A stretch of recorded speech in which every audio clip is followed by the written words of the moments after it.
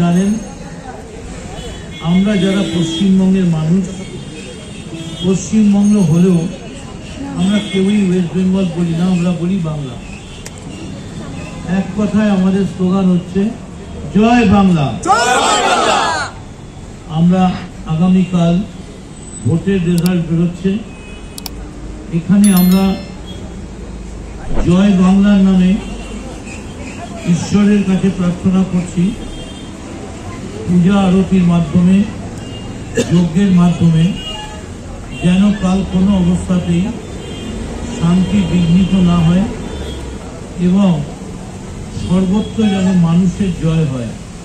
আমরা তাই এখানে খুব সংক্ষিপ্তভাবে একটা যজ্ঞের আয়োজন করেছি এবং এই যজ্ঞের মধ্যে দিয়ে এই বার্তা পৌঁছক পশ্চিমবাংলার সর্বত্র।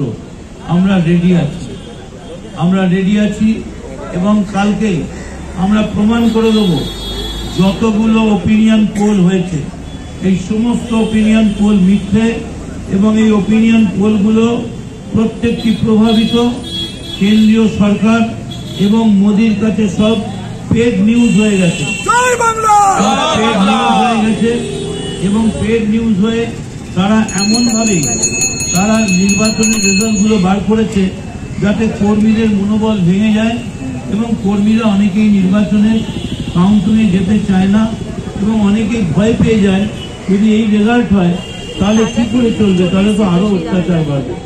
আমরা তাই এখান থেকে সেই প্রতিবাদ করছি এবং আমরা প্রমাণ করে দেব পশ্চিমবঙ্গে 11 থেকে 12-13 নয়, পশ্চিমবঙ্গে 30টা সিটে তৃণমূল কংগ্রেস জয়লাভ করবে এবং আমরা প্রমাণ করে দেব পেড নিউজের ওপিনিয়ন পোল বড় নয়, ওই পয়সা দিয়ে বিক্রি হওয়া নিউজ বড় নয়, তার থেকে জনগণের গর্জন অনেক বড়।